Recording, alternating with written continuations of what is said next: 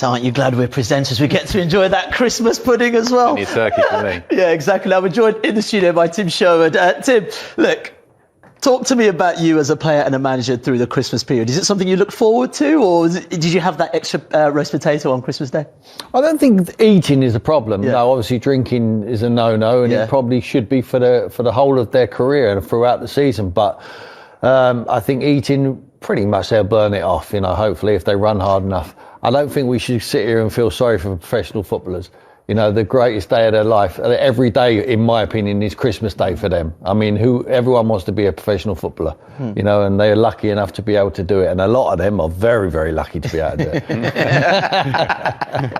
it. We talk about this really busy Christmas period. It's even busier this season, and how tough it is for sides because of the injuries, the sheer number of games in a short space of time.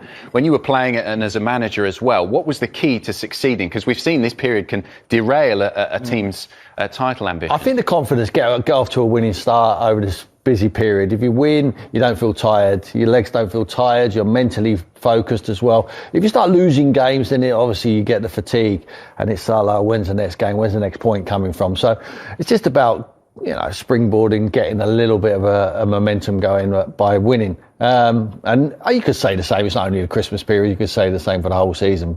And again, don't feel sorry for them. Get on with it. There's a lot of games, so what? That's what you're a professional footballer for. No one wants to train, everyone wants to play football. Play the games, don't get on with it and stop moaning. They're wasting a lot of energy moaning.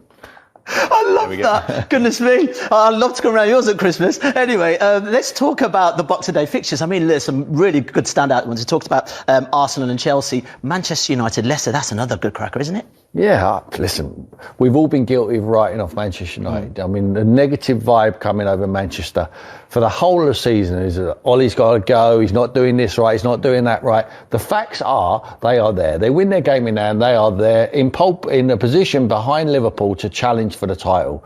Now, Ollie has made a lot of us pundits, including myself, throughout this first part of the season, eat our words.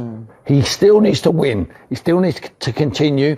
They're going to improve as well. They will improve as a game. It's just the manner of where they've got themselves and how they've got there, losing the home games, especially when teams they should be beating. But the facts are there for everyone to see.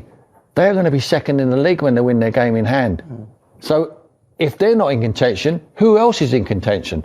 I make them, Man City, Liverpool and Tottenham in contention to challenge Liverpool. You mentioned a patchy home form there, but their away record is absolutely incredible. How much of that is down to the fact there are no fans? You haven't got, those tough away trips where you're playing against a side who've got a really good home support. But look at that, it's unbelievable. Well, it could work that way, but then you could say that their home fans at Old Trafford helped them out, so their home form would be better if they were in the stadium. But look, no matter where you are, it's 3 points. If you're home or if you're away, it's no extra points. They seem to do well against the big sides.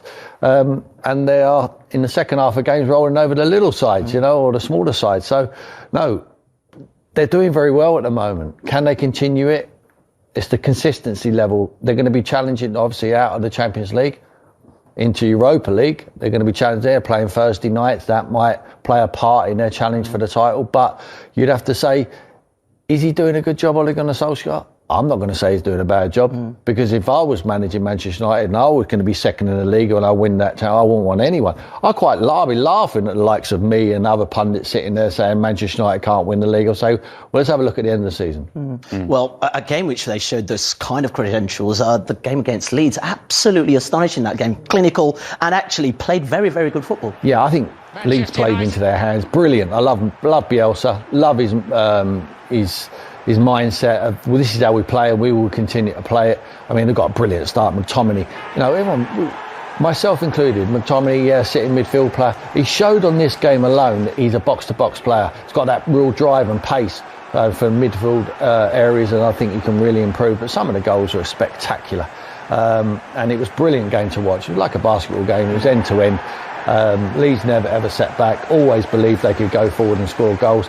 I mean, Fernandes is the key to everything good about Manchester United, but a lot of them are coming to the front now. Rashford's coming to the front. I think he's showing what he can do, but Leeds really played into their hands because they leave so much space in behind. because they attack, and we love to see it. I mean, long may it continue, Leeds and Bielsa, because we're in the entertainment business. They could have come up into the Premier League and sat back, got loads of bodies behind the ball, be boring and not good to watch, but they're not, and that's why Man United scored 6. Yeah, they're such a different side. They put themselves out of it after about 10 games. Will United, keep the confidence going against Leicester? What kind of game do you think we're going to see at the weekend? Well, a cagier game, because obviously Brendan's very astute in the way he sets up his team, and he changes, he can vary the way he sets them up, so he will not leave the space in behind. There won't be the space for the Rashfords and the Martials and the pace and the Greenwoods. But Man United are going to have to find another way. That means get the Fernandes on the ball. He can obviously, when teams sit back, he can unlock the door. But likewise, I'm sure Ollie won't push the fullbacks on too much, so Jamie Vardy can start bending his runs in behind. Vardy's the key to everything Leicester do. I think he's a really important player for them, and Maddison is starting to come into a little bit of form. So they've got their own dangers. Yeah, absolutely fantastic. Thank you very, very much, Tim. Well, I tell you what, we've asked people to tell us about what match they're looking most forward to. And look, Manchester United versus Leicester City, as we've been talking about, is absolutely pivotal. Thanet Lecter says the battle for top 2 is definitely on. Yeah, looking forward to that one. VJ says he's obviously an Aston Villa fan. He said he's looking forward to watching Aston Villa against Crystal Palace. Both of those two sides playing quite well so far this season. So VJ says hashtag up the Villa. And then Matthew Davids as well says hashtag PL fans can't wait to see Manchester United against Leicester City. Confident Manchester United will win and grab second spot in the table. Yeah, definitely. Some really good Boxing Day matches to look forward to. And the Christmas... For me, Io, hashtag PL fans on Twitter, although I won't be tweeting myself, is that battle between the two Portuguese managers, Jose Mourinho and Nuno Espirito Santo, Spurs against Wolves. Yeah, of course, and I think I'm probably looking forward to it would be Liverpool versus West Brom. We were talking about it upstairs in the office. Sam Allardyce is the last manager to win at Anfield, so it could be quite an interesting little he's match. Up against it this time. Yeah, definitely. OK, now let's head over to Adam Carruthers from Astro Supersport to talk about some of the action from last night. Adam, let's start with Manchester United. It was a hard-fought win, but fair to say they deserved it in the end, right? Oh, for sure. They deserved it, but they were also very fortunate. They were very lucky that Edinson Cavani was not sent off. He went full WWE choke slam on Yerry Mina. If there was VAR involved in the League Cup, don't think he would be on the pitch to score that crucial goal to give Manchester United the lead. What a striker, though. Was he your man of the match? You know, we say there he was fortunate to still be on the pitch, but do you think over the course of the 90 minutes he was your man of the match? I would think so. Pogba was very good. I think we're approaching a stage where he's almost back to full capacity, even of his future up in the air. Thought Eric Bailly looked solid as well, bringing the ball out from the back. But Edinson Cavani was all over the Everton defence. He was really pushing them, got his goal, due diligence right at the end, and could be an astute signing in the long run for Manchester United. Looking good so far. Yeah, what about Everton then? Did we expect a little bit more from them? Do you feel this was a bit of a chance missed for them?